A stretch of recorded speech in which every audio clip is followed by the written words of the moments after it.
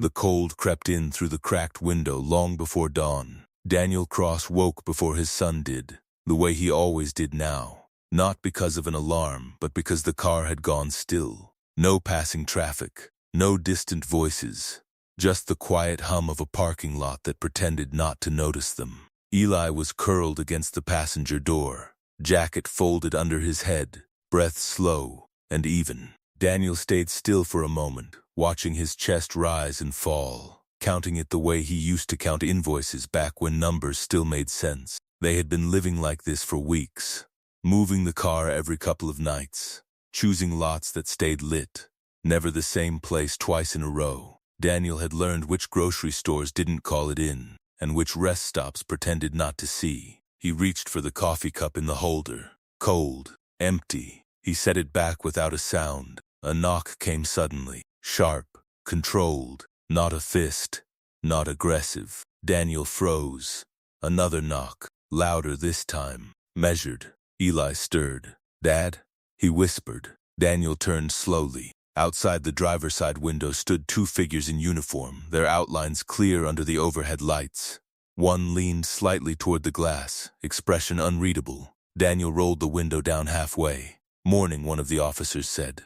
"Sir, can I ask if you're Daniel Cross?" Daniel nodded once. The officer glanced at a tablet. "Are you the legal owner of a restaurant called Harbor Stone Grill? Before I tell you what happened next, subscribe the channel and let me know in the comments what time it is where you are watching from. It helps more than you know." Daniel didn't answer right away. His mind reached for logic and came up empty. He had never owned a restaurant, never worked in one. The last place he'd stepped into with table service had been years ago, back when his wife's family still invited him to things. "I don't think so," Daniel said carefully. The second officer shifted. "We were told to verify."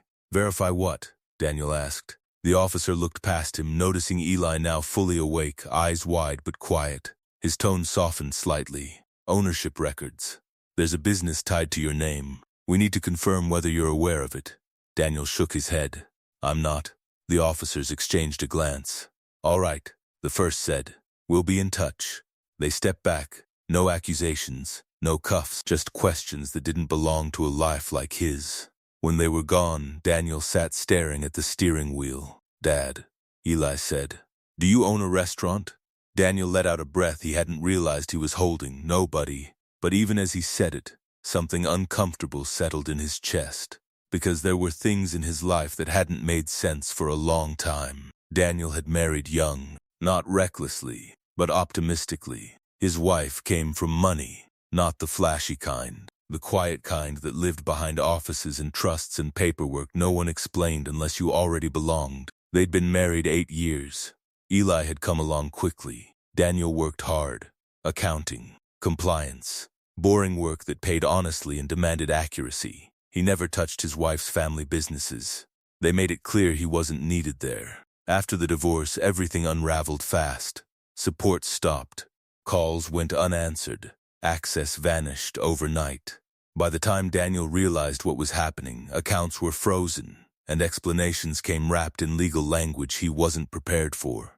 That was how he and Eli ended up here, living carefully, quietly, surviving. Later that morning, Daniel took Eli to school like nothing was wrong. He waited until the bell rang before driving off, his thoughts circling the same impossible question. Why would a restaurant be tied to his name? The answer came in pieces. A call from a city office, a follow-up from a clerk who sounded confused when Daniel said he didn't recognize the business. Then a final call, this one careful. "Mr. Cross," the voice said, "we have records indicating you are listed as the primary owner of Harbor Stone Grill, established several years ago." Daniel closed his eyes. "I never signed anything." There was a pause. "We may need to review how those documents were filed." That night, Daniel and Eli ate sandwiches in the car. Eli talked about a science project. Daniel nodded, smiled when appropriate, kept his voice steady. But inside, something had shifted. Someone had used his name, someone close enough to know it wouldn't be questioned. When Daniel finally lay back in the driver's seat, Eli asleep again beside him, he stared at the ceiling of the car and thought about the people who had smiled at him, while quietly building something he was never meant to see. The knock that morning hadn't been an interruption. It had been a crack, and whatever was behind it had already started to move. Daniel did not sleep that night. He lay awake in the driver's seat, listening to the rhythm of Eli's breathing, watching condensation form and fade on the windshield. Every few minutes, his mind returned to the same phrase, primary owner. By morning, he had decided not to ignore it. After dropping Eli at school, Daniel drove to the municipal records office on the edge of town. It was the kind of place people only visited when something had already gone wrong. Beige walls, fluorescent lights, chairs bolted to the floor. He waited his turn, hands folded, posture neutral. When the clerk finally called his name, she pulled up a screen and frowned almost immediately. "That's odd," she said. Daniel didn't speak. "You're listed as the majority owner of a limited liability company," she continued. "Hospitality category. Established 5 years ago." Daniel leaned forward slightly. "Where?" She turned the monitor so he could see. A downtown address, a building he recognized only because he had passed it once. Years earlier, during a family dinner he hadn't been invited into. The restaurant name sat there in plain text. "So," Daniel said carefully, "how could that happen without my signature?" The clerk hesitated. "It depends how the documents were filed. Could they be filed without my knowledge?" Another pause. "They shouldn't be." Daniel thanked her and stepped outside. The air felt heavier than it had an hour earlier. Someone had built something using his name, something profitable enough to trigger attention, and someone had assumed he would never look too closely. That afternoon, Daniel received a call from the same officer who had knocked on the car window. "We ran a preliminary check," the officer said. "There's no indication you were involved in day-to-day operations. I've never set foot in the place." Daniel replied. "That aligns with what we're seeing," the officer said. "But your name being attached complicates things." Daniel exhaled slowly. "Complicates how?" "It means you're responsible on paper." When the call ended, Daniel sat in silence for a long time. He thought about the last years of his marriage, how documents had been placed in front of him during rushed conversations, how he had been told not to worry about certain accounts, how often he had been reassured that things were handled. He had trusted that reassurance. That evening, Daniel picked Eli up and took him to a public library, not to read, to sit somewhere warm and neutral while Daniel used a computer. It took less than an hour to find what he needed. Tax filings, business licenses, annual reports, all bearing his name. The signatures looked like his. They were not. Eli sat nearby, drawing quietly. Daniel kept his voice low when he spoke to the librarian about printing documents. "Dad," Eli asked as they packed up, "are we in trouble?" Daniel knelt in front of him. "No." Eli studied his face. "Are we going to be okay?" Daniel nodded. Yes, it was the truth, even if he did not yet know how. The next call came from a woman who introduced herself as a financial investigator. Her tone was calm, but her questions were precise. "Did you ever authorize someone else to manage assets on your behalf?" "No." "Did you ever consent to your name being used in business filings?" "No." "Have you benefited financially from this restaurant?" Daniel almost laughed. "I'm sleeping in my car." There was a brief silence on the line. "That's helpful," she said. By the end of the call, Daniel understood something important. This was no accident. It was a structure. Someone had placed his name where it would absorb risk. Someone had operated behind it, quietly, assuming the shield would hold. That night, after Eli fell asleep, Daniel spread the printed documents across the back seat. Dates, addresses, numbers written out in full. He recognized patterns. Accounting was not about money. It was about intent. And the intent here was clear. The restaurant had been a front, clean on the surface, profitable enough to justify attention, but carefully insulated by a name no one expected to speak back. Daniel closed his eyes and leaned his head against the seat. For the first time in weeks, he did not feel small. He felt angry, measured, focused, useful. The people who had erased him from their lives had underestimated one thing. They had assumed he would stay quiet. They had forgotten what he did for a living. And as the city lights flickered outside the car, Daniel began doing what he had always done best, tracing the truth, one document at a time. By the end of the week, Daniel understood the shape of it. Not all the details, not yet, but the outline was impossible to ignore. The restaurant existed. It was real. It was busy. And it had been operating for years with his name positioned carefully at the top, like a shield meant to absorb attention while others stayed invisible. The investigator called again, this time asking to meet. They chose a small office near the courthouse, neutral and quiet. Daniel arrived early, Eli's backpack slung over one shoulder. The investigator watched them enter, her expression changing slightly when she saw the child. "You can stay," she told Eli gently, gesturing to a chair near the wall. "You can draw." Eli nodded and pulled out a notebook without a word. The investigator spread documents across the table. Articles of incorporation, banking authorizations, lease agreements. Everything looked legitimate at first glance. These filings were done professionally, she said. Whoever did this knew exactly how to avoid triggering review. Daniel leaned forward. "Except for one thing." She met his eyes. "They assumed you wouldn't notice." He nodded. The restaurant had posted steady profits. Not enormous. Just enough to justify expansion, renovations, supplier contracts. Money flowed through it, and out again, routed through consulting fees and vendor payments that never quite lined up. "They needed a name," Daniel said. "Someone clean, someone disconnected, and disposable," the investigator added. Daniel didn't flinch. She slid another paper forward. "This is where it gets complicated. If you assert ownership now, you inherit everything. Assets and liabilities." Daniel read carefully, "including the mess they made." "Yes." He closed the folder. "I'll take it." The investigator studied him. "Most people don't." Daniel glanced at Eli, who was coloring quietly, unbothered by the words passing over his head. Most people aren't already paying the price. By the time they left, Daniel had agreed to cooperate fully. In exchange, the investigation would move fast. Quiet, but fast. That afternoon, Daniel stood across the street from the restaurant for the first time. Harbor Stone Grill looked unremarkable. Brick facade, large windows, a line of people waiting for lunch. No hint of what moved behind the scenes. Eli tugged his sleeve. "Is that it?" Daniel nodded. "Do we get food there?" "Not today," Daniel said. "Not yet." That night, Daniel made the call he had been avoiding. His former brother-in-law answered on the third ring. There was a pause when Daniel spoke. "You're not supposed to be involved," the man said finally. Daniel smiled without humor. "Neither were you." The line went dead.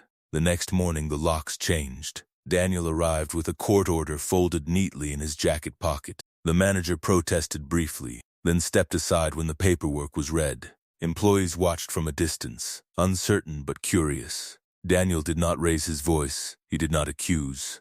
He simply took possession of what the law already said was his. He walked through the kitchen, the office, the storage room. He opened drawers and cabinets with the careful attention of someone reading a language he understood well. By lunchtime, the phone began ringing. By evening, messages stacked up. Confusion, anger, requests to talk. Daniel ignored them all. He took Eli home with him that night. Not to the car. To a small apartment arranged quietly through a temporary housing program the investigator had helped fast-track. It wasn't much. One bedroom, a couch, a table, but it was warm. Eli sat on the floor building something out of scraps of cardboard. "Dad," he said, "are we staying here?" Daniel looked around the room, then back at his son. "For now." Eli smiled. "I like it." Daniel felt something loosen in his chest. Later, alone, Daniel reviewed the restaurant's accounts line by line. Patterns emerged quickly. The same vendors, the same transfers, the same names he had heard whispered during family dinners he wasn't welcome at. This had never been about helping him. It had been about hiding behind him. And now the shield was standing up. The investigator called just before midnight. "They're nervous," she said. "Someone's already trying to move money." Daniel closed the laptop. Let them try. He looked around the small apartment again, at the quiet, at the certainty returning to his hands. For the first time since the car, Daniel slept in a bed, and somewhere across the city, people who had built their safety on his silence were realizing they had miscalculated something essential. He was no longer invisible, and he was no longer alone.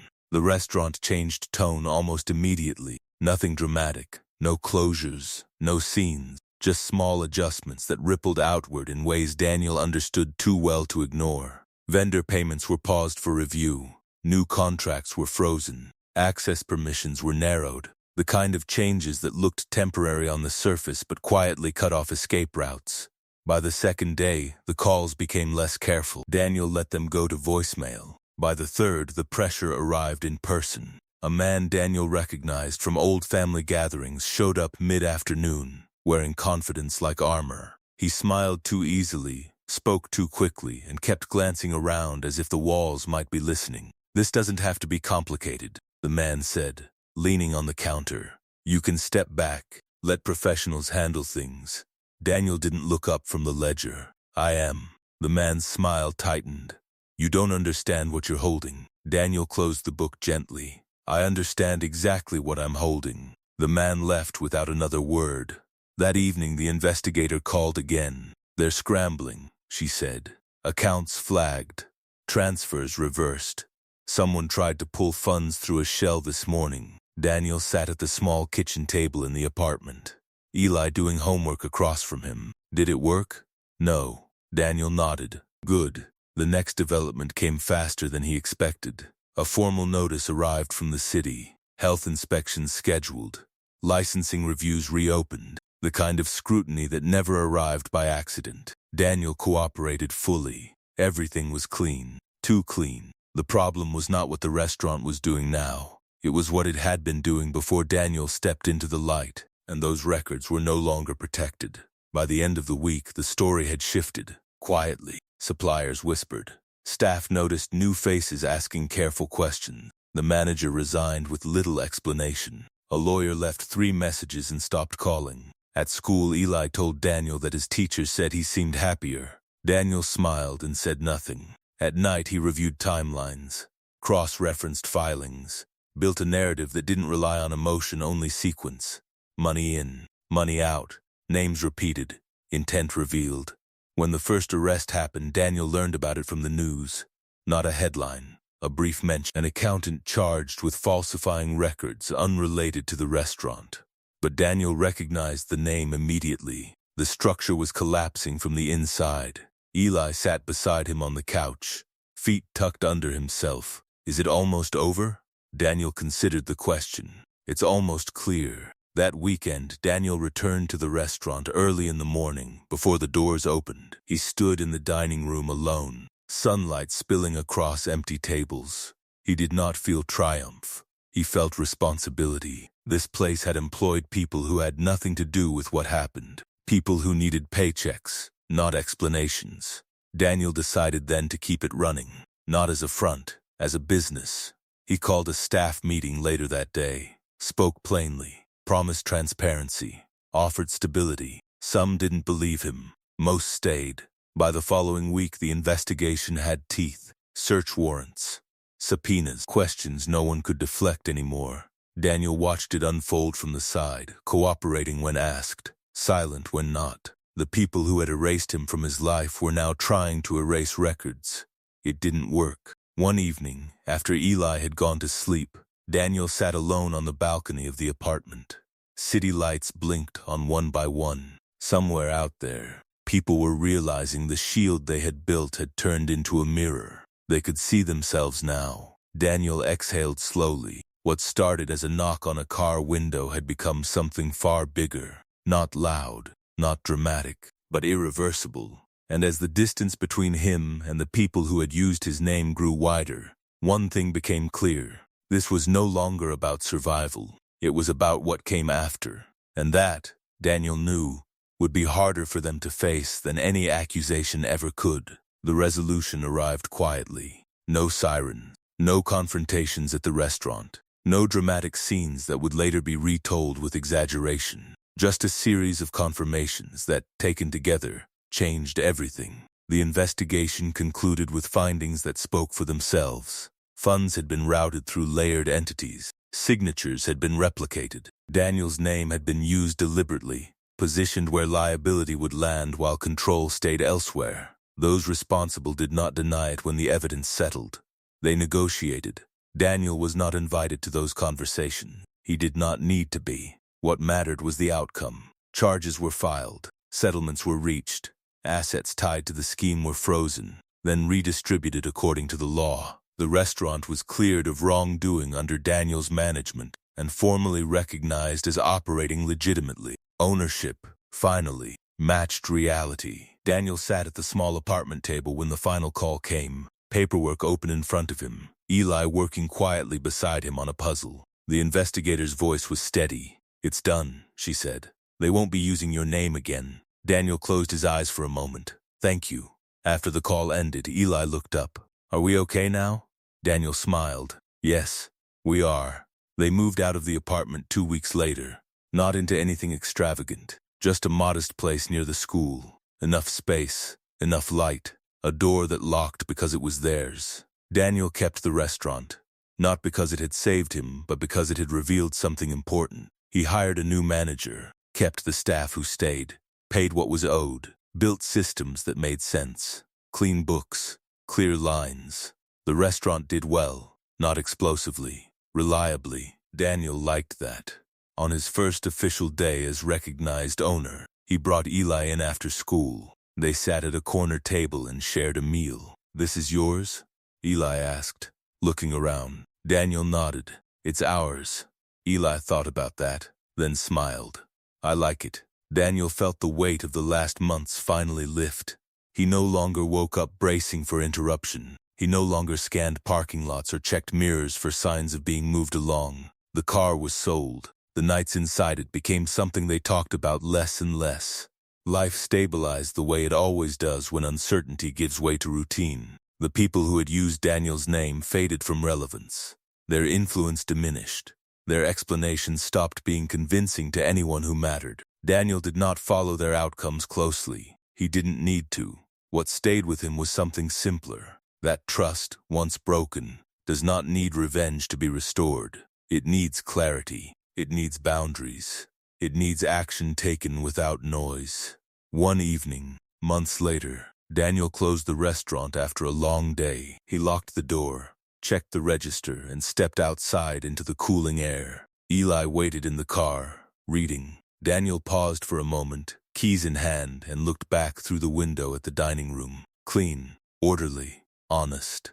A place that now matched its paperwork. The knock on the car window that morning had not been a threat. It had been an invitation to speak when silence had been assumed, to stand up when invisibility was expected. Daniel opened the car door and slid into the driver's seat. "Ready?" he asked. Eli nodded. Yeah. They drove home together, the city moving around them without notice. That was fine. They didn't need to be seen anymore. They just needed to belong. And if you've been listening this far, subscribe to the channel and let me know in the comments what time it is where you're watching from. It helps more than you know.